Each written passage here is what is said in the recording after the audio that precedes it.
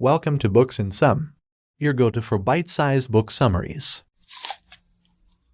The Gynae Geek by Anita Mitra. This guide is a no-nonsense guide to women's health, focusing on anatomy, periods, sexual health, and fertility. It will shed light on all the questions you might have had about your body and its functions, but been too afraid to ask.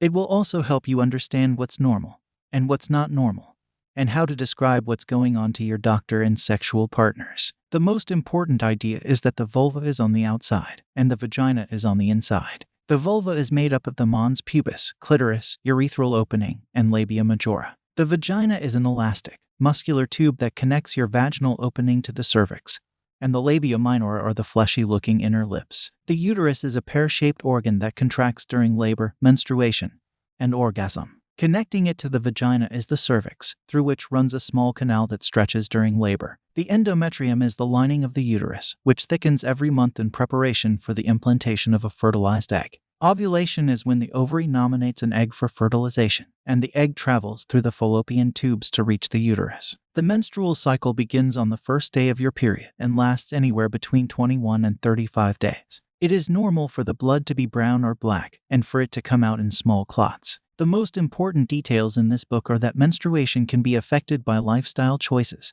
and other health factors, and that irregular or absent periods can be caused by stress or overworked. 1 in 5 women suffer from heavy or painful periods, and it is important to see a doctor if you're having to change a pad or tampon every hour for several hours in a row. If you're bleeding for longer than 7 days, or if your period is interfering with your quality of life in any way, there are ways to remedy the causes of these symptoms, and there's no need to suffer alone. Additionally, vaginal discharge is perfectly healthy and packed with natural antibiotics, which protect against sexually transmitted infections. Abnormal vaginal discharge is something to look out for, and if you have white, yellow, or green discharge with the consistency of cottage cheese, you may have a case of thrush. If you are sexually active and would like to avoid pregnancy, you should use contraceptives. There are 2 main categories of contraceptives, hormonal and non-hormonal. Hormonal contraceptives work by releasing hormones that prevent ovulation, while non-hormonal options work by creating a physical barrier between sperm and egg.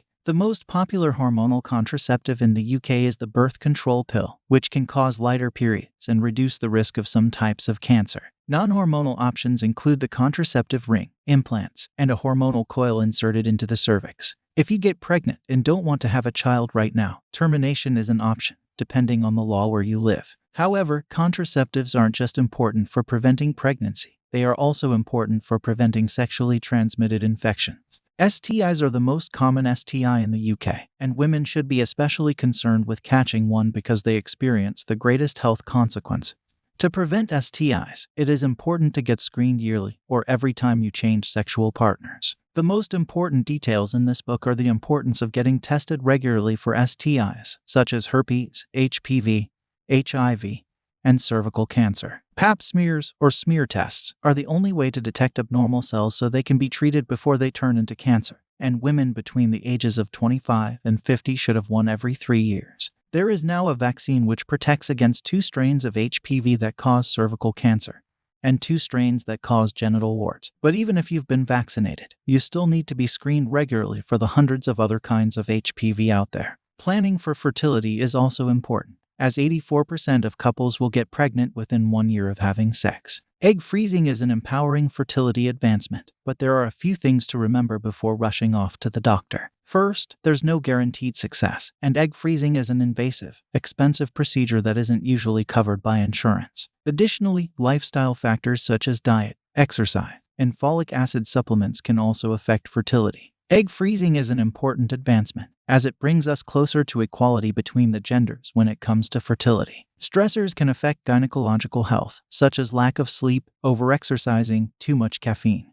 and unhealthy food choices. Eating a plant-based diet of colorful, minimally processed foods and healthy fats can help stimulate the production of female hormones. Exercise is also important, as it can reduce the risk of endometrial and ovarian cancers and prevent osteoporosis. Stress can also change the vagina's flora, triggering a yeast infection or other bacterial infections. Female health has been shrouded in shame and misinformation, but it is never too early to start taking better care of it. Start small with exercise, such as walking, yoga, HIIT, or weightlifting. Strengthen your pelvic floor muscles with Kegel exercises, which are great for preventing incontinence and enhancing the quality of orgasms. Sleep is also important, as a lack of it can lead to chronic health problems and early death. To get better sleep, cut down on caffeine and alcohol, and reduce screen time before bed.